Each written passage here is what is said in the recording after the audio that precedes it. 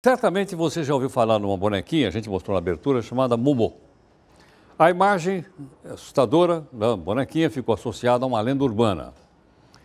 Um número que enviava mensagens perturbadoras para quem tentava entrar em contato. Depois de desaparecer, a estranha criatura voltou. E agora, tem muitos pais, que estão preocupados com o aparecimento dessa bonequinha em vídeos destinados às crianças de 5 anos, 7 anos, 6 anos, por aí afora. Bom, e aí? A nossa pergunta é como é que a gente poderia impedir que isso chegasse às crianças? Luciana Durbano, que é especialista em crimes cibernéticos, está gentilmente aqui e Luciana conversa conosco. Luciana, muito obrigado pela sua gentileza. Bem-vinda aqui no Jornal da Record News. Luciana, onde é que essa bonequinha aparece? Hoje, eu tive a oportunidade de conversar com a senhora e ela me mostrou um videozinho desse que a netinha dela estava vendo.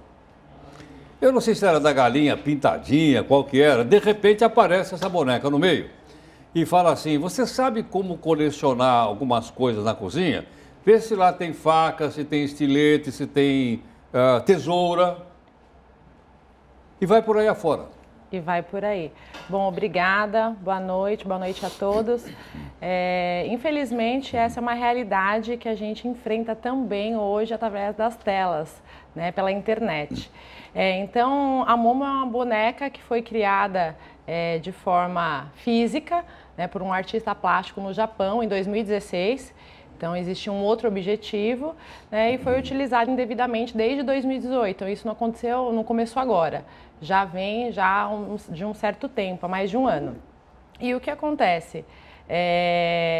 Esses vídeos, circulados pelo WhatsApp, principalmente, são utilizados para que justamente influenciem as crianças a se agredirem fisicamente, inicialmente, até chegar no suicídio. Entendo. Agora, esses vídeos então estão sendo propagados por WhatsApp? Não está em nenhum portal? Ou nenhum site? O Ministério Público, recentemente, inclusive, já notificou tanto o WhatsApp quanto o YouTube, principalmente pelo YouTube Kids. Tá? Mas eles não identificaram nenhum vídeo ali nessas mídias. Tá? Agora, o WhatsApp é onde a gente encontra com mais frequência o compartilhamento desse tipo de material. Agora, por quê? Porque são as pessoas, uma pessoa passa para outra. Exatamente, uma pessoa passa para outra. Então, a pessoa que quer proliferar o mal, ela se aproveita de Peppa Pig, Galinha Pintadinha, dentre outros. Então, tem muitas opções aí de vídeos infantis e colocam a figura da Momo, dessa boneca ave, para influenciar as crianças ao suicídio.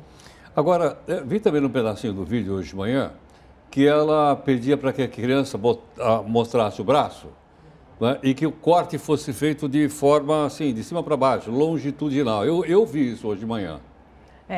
O que acontece é que a gente tem uma faixa etária que vai de 12 a 7 anos, que a gente chama de faixa pré-operacional, onde as crianças têm um incentivo muito lúdico ainda, Então, através de brincadeiras, sem elas saberem o risco que elas estão correndo, essas brincadeiras elas começam de forma mais inofensivas, como desafios muito parecido com Baleia Azul, que a gente já sofreu isso num passado recente, até a gente chegar num ato de suicida. Agora, Baleia Azul era para pessoal de mais idade, não é isso ou não? Isso. Jovens de 14, 15. Mais adolescentes. Aqui é para criança. Para crianças. Para crianças infantil. Para crianças infantil. Agora é o seguinte, como é que as crianças têm acesso a isso? Porque, logicamente, nós estamos vivendo no século XXI, época da 4ª Revolução Industrial e época, obviamente, da comunicação via celular. Muitas crianças têm o seu próprio celular, não tem? Tem um colégio lá da minha casa e eu fico vendo as crianças chegarem. São crianças pequenas, todas elas, salvo exceção, todas elas estão com o celular na mão. Hoje em dia, essa é uma realidade. E muitas pessoas perguntam, mas e o que a gente vai fazer? A gente vai tirar o celular? Então, o que é a minha sugestão? O que eu sugiro? É que a gente tenha 3 principais ações. A primeira é a questão da orientação. Então, a gente orientar as crianças no sentido do mal que existe também na internet. Então, quando a criança vai para a escola, começa a vida escolar, a gente não dá a orientação, olha, você vai para a escola, então se alguém mexer nas suas partes íntimas, você avisa a mamãe, avisa o papai, não aceite doces de pessoas desconhecidas na rua. Então toda essa orientação que a gente já tem, né, para o mundo tradicional, a gente também passar essa orientação para o mundo digital, para a internet. Então é importante a gente ter a clareza quando a gente passar essa orientação para os nossos filhos também e colocar que ali existem pessoas boas e pessoas ruins. Então essa orientação ela tem que vir de uma forma muito natural, assim como a gente já orienta as nossas crianças naquilo que é mais tradicional para o nosso dia a dia. Então esse é o primeiro ponto. O segundo ponto é a questão de você monitorar este acesso. Então, hoje a gente tem muitas formas de fazer monitorar, né? Uma delas, que é a mais básica e não menos eficiente, é você pegar o celular mesmo do seu filho, né? E de tempos em tempos criar uma rotina, né? Olhar mensagens, últimos vídeos visualizados, e isso ser algo muito transparente na relação de pai e filho, né? Que é importante ele saber que você está ali naquele momento justamente para ajudá-lo, apoiá-lo e orientá-lo. Então, ter essa rotina de monitorar. Além disso, a gente tem hoje aplicativos, vários deles gratuitos. Então, a Apple já tem, né? A gente tem Motorola e tem outros aplicativos que você encontra nas lojas que você consegue monitorar, criar filtro de conteúdos. Então, assim, quando ele for pesquisar, ele vai ter uma limitação daquilo que a internet vai entregar de conteúdo, né? E tem algumas opções também que você consegue até bloquear o tempo de utilização também do aparelho. Então hoje a gente precisa fazer esse acompanhamento da mesma forma com que a gente faz em outros setores que são mais comuns, tá? E o terceiro e último ponto que eu coloco aqui para os pais como de extrema importância é não compartilhar esse tipo de conteúdo, né? Então eu vejo bastante acontecer no objetivo de alertar, a gente acaba compartilhando esse tipo de vídeo. Então, essa pessoa que trouxe essa situação para você hoje, ela te mostrou, mas provavelmente ela pode ter mandado para alguém no sentido de o que é isso, ou olha o que eu recebi, né? E quando isso se massifica na internet, acaba chegando na mão de pessoas com más intenções, né? E provocando ainda mais esse tipo de crime. Agora, Luciana, primeiro, muito bem lembrado que você colocou, não dá para deixar umas crianças sem o iPhone, porque faz parte, né, hoje da vestimenta, tá certo? Exato. Olha lá, a além do gente sapato, evoluiu. não é verdade? Exato. Primeiro ponto.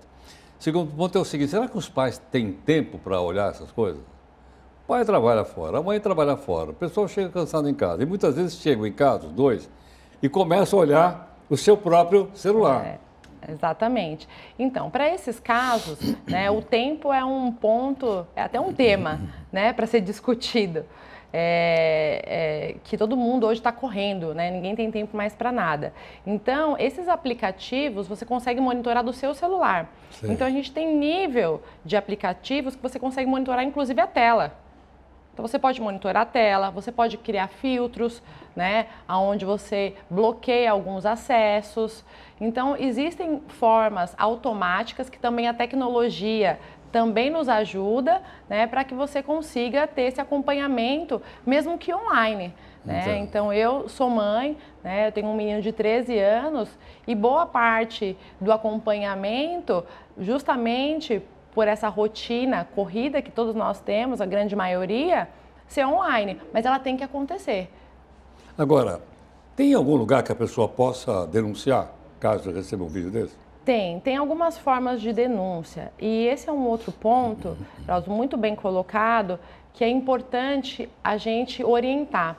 Então, essa parte da conversa, de orientação, dos medos, né, dos riscos, na verdade, que existem, que geram os medos, dos riscos, que a gente precisa colocar isso e falar e falar muitas vezes, na verdade, falar e refalar muito para essas crianças, né? A gente precisa também, da mesma forma, colocar formas de proteção.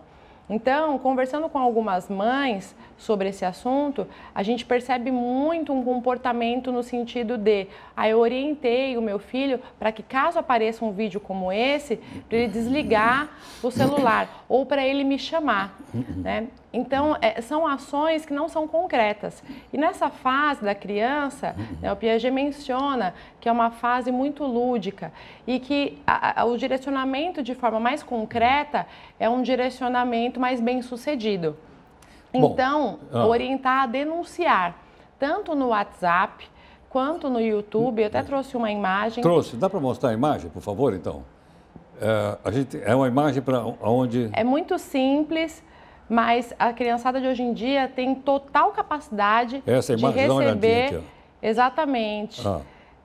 Do lado direito da tela, né, você tem 3 pontinhos, deixa eu ver se é isso aí. Tem ali, ó. Tem. Do lado direito da tela, você tem 3 pontinhos, onde você consegue visualizar algumas opções aí. E a primeira dela é denunciar. Né? Muitas vezes a gente acredita que as crianças não vão ter uma capacidade, né, de conseguir absorver esse tipo de informação ou de ter esse tipo de ação. Mas a gente se engana, né?